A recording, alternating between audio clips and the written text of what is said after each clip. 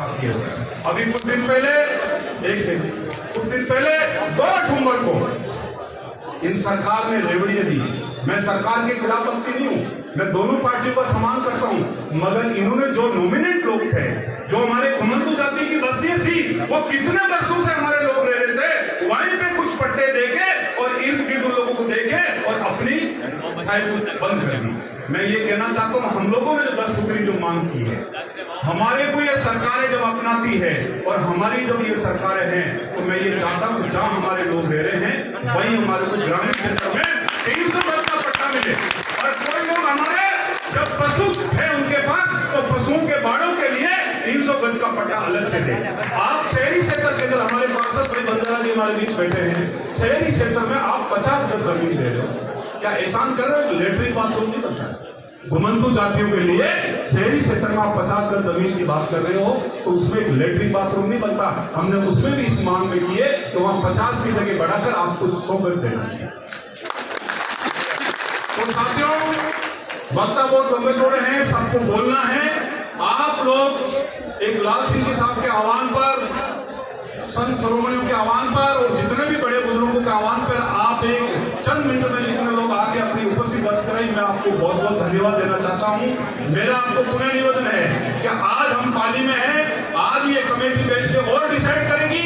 हम जोधपुर जाएंगे, हम ऐसे कैसे जालौर जाएंगे, हम भरतपुर जाएंगे, हम चित्तौड़ जाएंगे, हम उदयपुर जाएंगे, और हमारे जो लोग जो छुए हुए लोग हैं उनकी बात करने के लिए हम लोग रात दिन नहीं सोएंगे। और जितने भी मेरी उम्र के जो नौजवान साथी है, मेरा आप लोगों को कहना है कि आपका खून खुल जाना चाहिए। हमने निकाय चुनावों की भी बात की है, हमने निकाय चुनाव में भी हमारे आरक्षण की बात की है।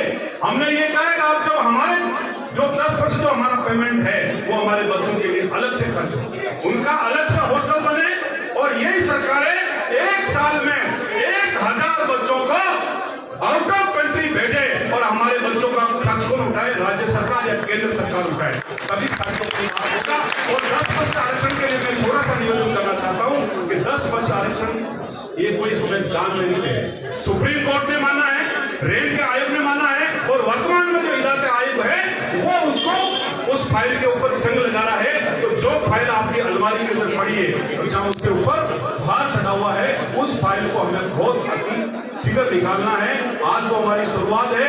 हम जयपुर के अंदर लाखों की तादाद के अंदर जब तक हम कुछ नहीं करेंगे, जब तक ये बहरी गुंगी सरकार के कान तक आवाज नहीं होगा। और मैं कह के आए, लाल जी ने कहा है कि आज तो हम आपके पास आए दिलेवर साहब, हमारी बात को सुन लो, नहीं है तो घुटनों बल पे आना पड़ेगा, और आप हमारे पास आके इतने मजबूर कर देंगे कि आप आके हमसे बात करेंगे।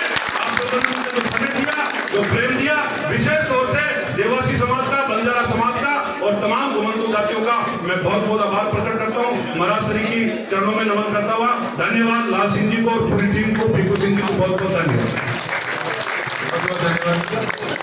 हम लोगों को तो बांटने की बात करते हो, रेवाड़ी को आप एक साथ करने की बात करते हैं, और राय का देवसाई को आप अलग कह देते हैं। ये कितनी बड़ी हमारे साथ विडंबना की बात है और कितना बड़ा गलत की बात है। जब हमारे रेवाड़ी भाई हमारे अलग हो जाएंगे और हमारे राय का और देवासी लोगों को अलग बांट दिया जाएगा, तो क्या हमारे साथ ये भ्रांति नहीं हो रही है?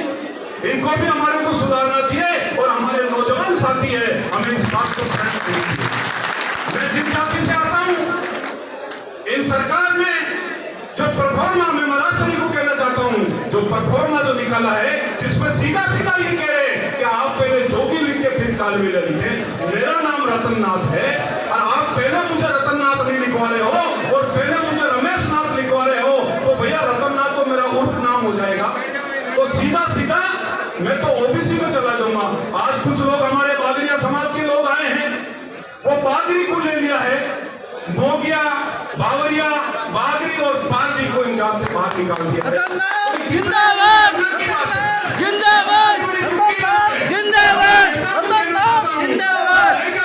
रतन जी आप संघर्ष करो, हम आपके साथ हैं। रतन जी आप संघर्ष करो।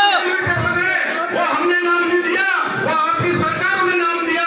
जब आपको पता है कि राय का रेवाड़ी देवासी एक है, तो अभी आप उनको बांटने की बात क्यों कर रहे हो? उनको पता है, इन सरकार के अंदर जो बैठे लोग हैं, जो मनुस्मृति के लोग जो बैठे हैं, उन लोगों को ये पता है कि जब तक इन घुमंतू जातियों को हम इस तरह से नहीं बांटेंगे तब तक ये लोग ऐसे ही जंगलों में भेड़ों में भिड़कते रहेंगे। तो साथियों, मेरा एक निवेदन ये है कि हम लोग कुछ पीड़ित होके लालजी जैसे भाई साहब के चरणों में और महाराज जैसे संतों के चरण में हम लोग आए हैं। मैंने एक ही दिन कहा है कि हमारी एक ऐसी कम्युनिटी है, सदैव लोग हमको गले लगाने की कोशिश नहीं करते हैं। आप हमें गले लगाते हैं तो हम आपके साथ हैं। हम आपका एक आपके लिए काम आएगा।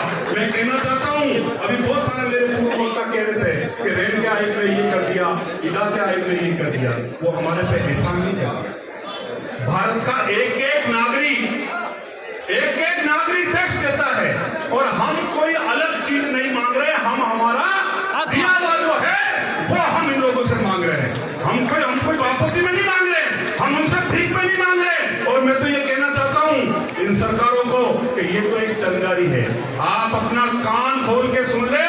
आज 7 जनवरी का घुमंतु जातियों के लिए हमारी देश आजादी की बात हो रही है। आज अब तक देश आजाद हुआ, आप सभी को पता है कि और जातियों को तो उसी टाइम में सन 1947 में उनको आजादी मिल गई थी और अपने लोगों को तो कितने साल बाद में आजादी मिली थी, पढ़े लिखे सब लोगों को पता है। तो हमारे साथ अभी से कोई कुटारा